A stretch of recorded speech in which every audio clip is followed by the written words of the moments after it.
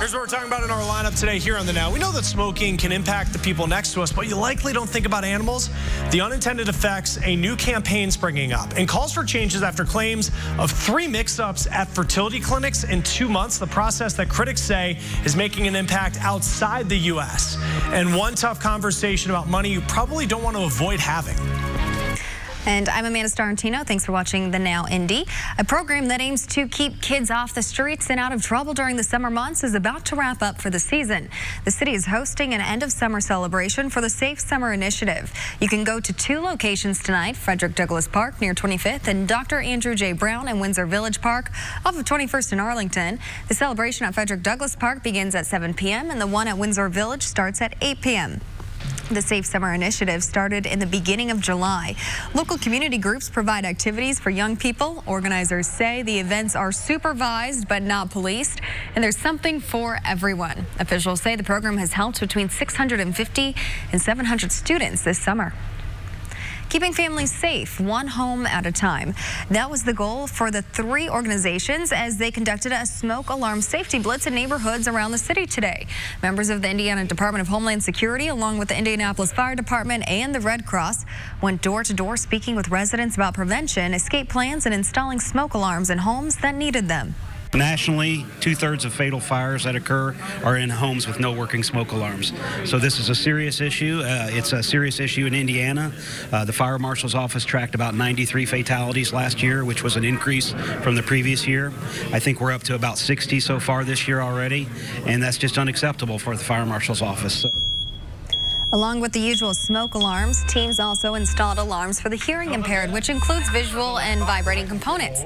Today's blitz was part of the Department of Homeland Security's Get Alarmed program, which is dedicated to providing smoke alarms and other educational resources to reduce injury and prevent fire deaths in high-risk populations across Indiana. And it's after 5:30 here on your Friday evening, and that means we're stepping into the weekend, but checking out this view here from the Weather Now camera, and looks like there might be a fire, so we'll have to kind of investigate that and get some more details here as we go through the next hour. All right, let's talk about temperatures right now. It's 83 degrees in Indianapolis, Lafayette, 81 in Peru and Muncie, 82 for you in Castleton. The humidity very low, so we don't have to talk about the heat index, and actually high pressure building in across Iowa. That will settle in across central Indiana as we go through the weekend. So that's going to keep our weather fairly quiet. And if you're heading out this evening, temperatures still in the lower 80s for you through 7 o'clock. Once we get to 9 o'clock, we're in the lower 70s. That sun sets just before 9. President Trump says lawmakers in the House and Senate are discussing legislation on background checks for gun sales. He also tweeted that he's talking with the NRA and others to make sure that their views are considered in any changes. It's unclear when a vote could happen. The House has already passed several bills on background checks. Now, what causes mass shootings and how do we stop them? Those are the questions that we're trying to answer with 3 mass shootings killing more than 30 people over the last 2 weeks. In El Paso, Dayton, and Gilroy, there were warning signs, including public posts on social media, leading to another question: why didn't anyone stop them? Everyone's saying, well, why didn't they do something? But I think what people don't always realize is that in this country, it's perfectly legal for you to say mean things and own firearms. That's not a crime. Now, Dr. Amy Barnhorst is a psychiatrist at UC Davis. She studies mental health and what drives people to carry out events like mass shootings. And while you are hearing from a number of people, including the president, blaming mental illness for recent attacks, Barnhorst says not so fast. She says while there are cases where people who are mentally ill are violent, she thinks that mental illness is rarely the cause and says we need to look at other factors. Those people and those people in those times of their illness represent such a tiny part of the population, and there's so much other violence due to other risk factors like substance use, alcohol use, childhood trauma, domestic violence, criminal activity, that the amount that is contributed by people with mental illness is very, very small.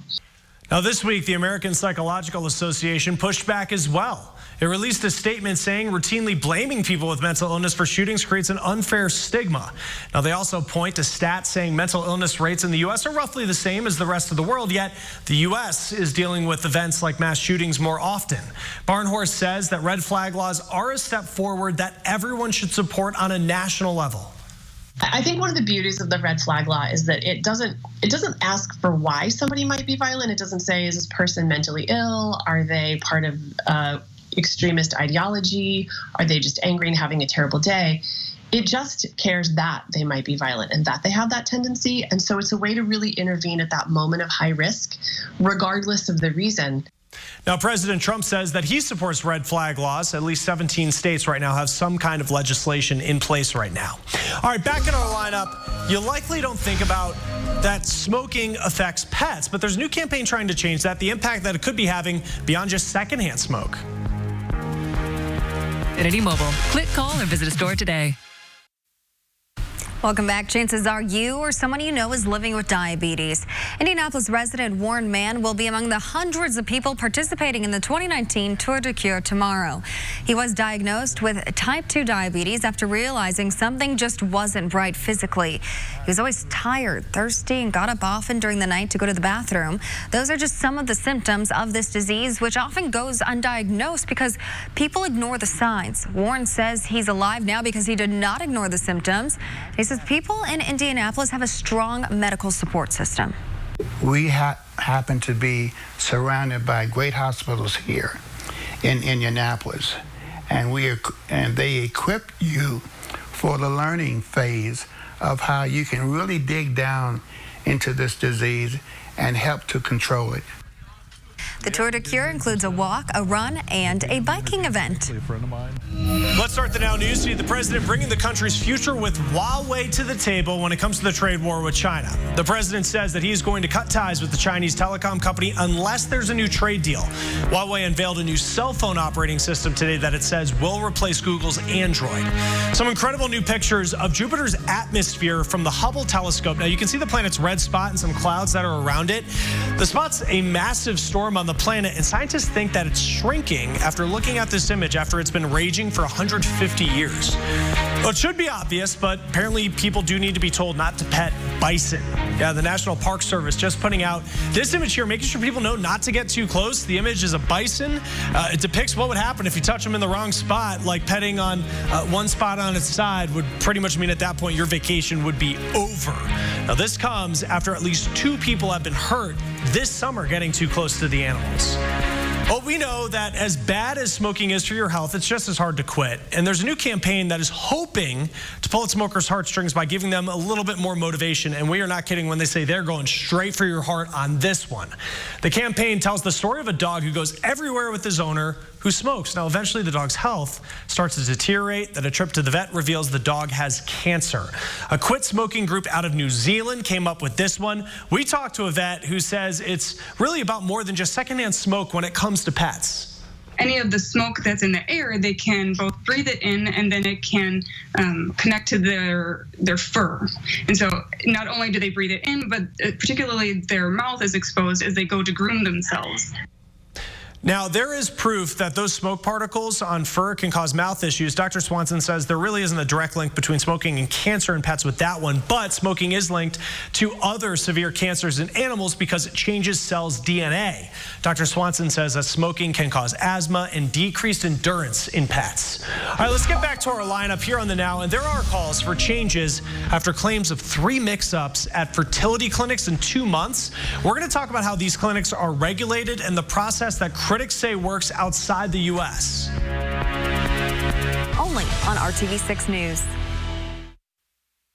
Let's start the Now News feed. You want to make sure you double check and keep good records of your Social Security statements. The Social Security Administration says there was a glitch that's responsible for incorrect paper statements being sent out. The agency says mistakes are usually only involving less than 1% of statements. Well, there will not be a citizenship question on the 2020 census. Judges turning down President Trump's request, but the Census Bureau is still asking the question on other forms. It's raising some questions there. The Bureau runs hundreds of surveys for the federal government. Ford is recalling multiple new SUVs because they're missing a part. The recall is for the 2020 Explorer and Lincoln Aviator. Now, the vehicles may be missing the manual park release cover. Kind of a big deal. Around 14,000 vehicles are part of this recall. The U.S. fertility industry is being questioned with more examples of embryo mix-ups coming to light. Annie Taylor's here with the changes being proposed. A law firm working with hundreds of alleged victims of fertility issues is calling for more oversight. In the U.S., nail salons are subject to far tighter controls under state and federal law than fertility clinics. Attorneys with the Louisiana-based law firm say in the last 2 years, more than 5,000 eggs or embryos have been destroyed in the U.S. They say the $2 billion industry is largely self-regulated. Now, the attorneys represent several high-profile cases of wrong embryo implantation. A new victim recently discovered through a DNA test that his now adult daughter is not genetically his. And to top that off, the biological father could be a doctor at the Cincinnati clinic he and his wife received treatment. We keep asking, why hasn't someone done something about this already? And we're talking about the creation of life.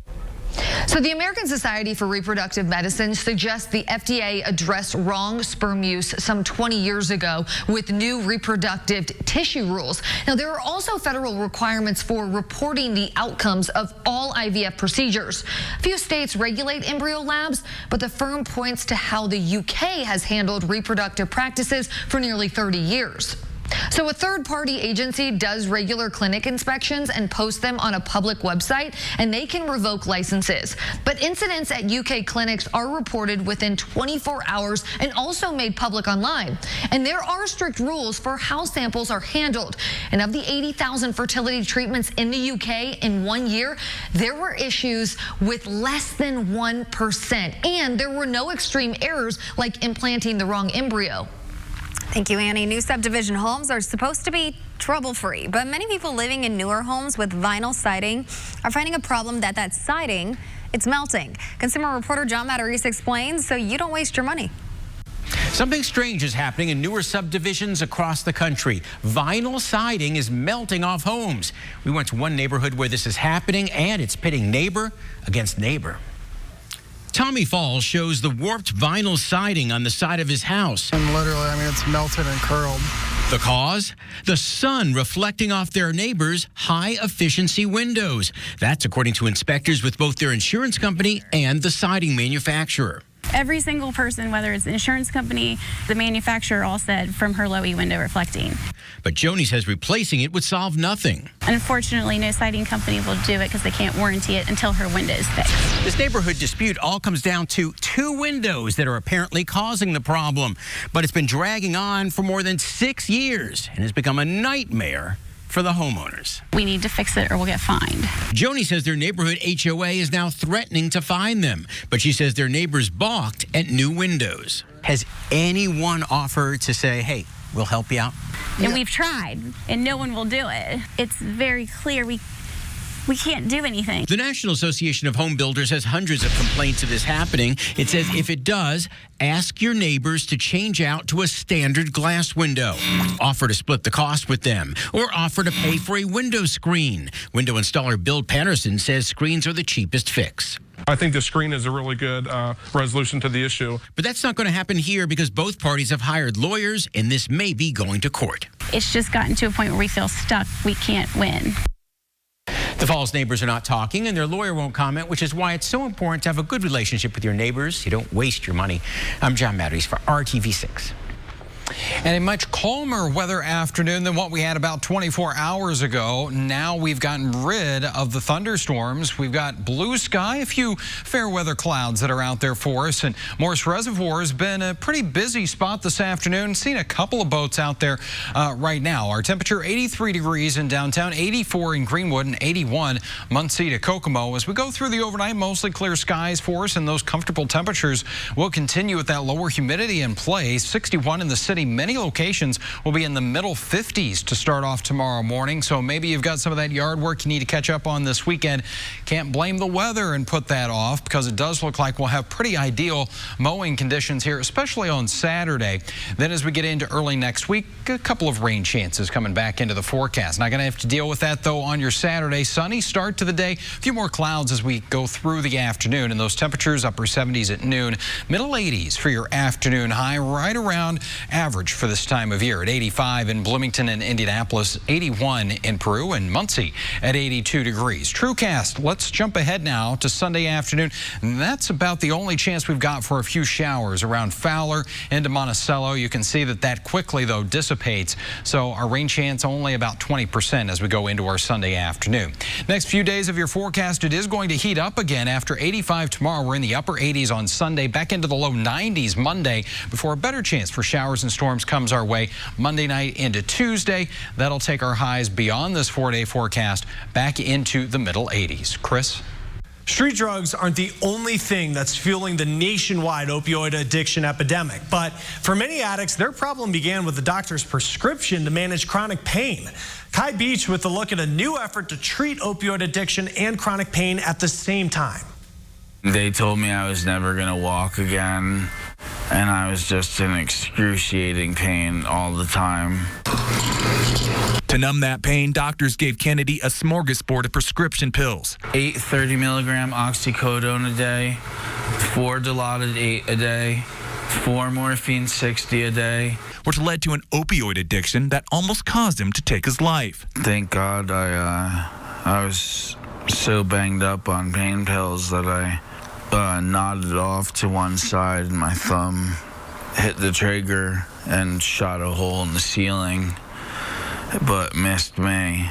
Now a team of medical professionals is conducting a study with the goal of helping people like Kennedy. And these will tell us very, very quickly if someone is experiencing stress. Dr. Amy Wachholz of UC Denver has a goal of treating both chronic pain and opioid dependency together. Because otherwise patients are struggling with multiple providers who may or may not communicate, who may have different treatment goals related to the outcomes. Wachholz's study is underway and she's still recruiting new patients. And her colleagues are also looking for new ways to fight this epidemic. So these are not illicit fentanyl and things off the street. These are prescription medicines that people are taking, and it turns out that they're pretty dangerous. This can become a very problematic issue for a lot of people. Dr. Naraina Verhabatla with the UC Health Pain Management Clinic says prescribed opioids are responsible for about 40 deaths a day in America, and that there are very few studies, if any, that prove chronic pain gets better with opioid use. The problem is that we don't quite know how to fix chronic pain, so the word chronic pain can mean a whole lot of things. It really is a matter of kind of digging deep and seeing if you can find the problem and see if you can take care of the root of the problem. And for Kennedy to finally recover, that meant combining his mind, body, and spirit. For me to stay clean personally, physical fitness has to be a part of it. His cure from chronic pain no longer comes from prescription pills, but rather from yoga. To get out of this, I have to be taking care of myself, and Bikram's the best way that I've found. I'm Kai Beach reporting. Kai, thank you. And kids these days are growing up in a different era than we did. Even millennials, who are known for using technology in almost every part of life, didn't grow up with cell phones and tablets, but the current generation is. So how do we make sure that they're being responsible with that technology? Some schools are adding digital citizenship to their curriculum. Now, the class covers how to handle online bullying, how to make sure they're not oversharing online, and managing the right amount of screen time. Some schools may start incorporating these courses as early as kindergarten. It is never too early to start teaching these responsible things. We have a full curriculum starting at kindergarten, but that doesn't mean it shouldn't start younger than that. Now, parents can start showing kids how to navigate the internet as soon as they get their hands on a tablet. Experts with the group Common Sense say it's all about having a conversation, but also being aware of what kids are consuming online. And as you're looking at these different applications and things that are there, make sure that you're having conversations with the kids. Because, they can explain things to you. Well, this is why I want to use that. And then you can have that conversation. Now, right now, about 60% of schools around the country are incorporating lessons on digital responsibility into their curriculum. Now, if your school doesn't offer it, or if you'd like your children to get started earlier, you can find resources on commonsense.org. Finally, in our lineup today, we are learning a lot of people don't feel comfortable talking about their student loans, and it could be hurting them. Ahead, the suggestions for starting that conversation.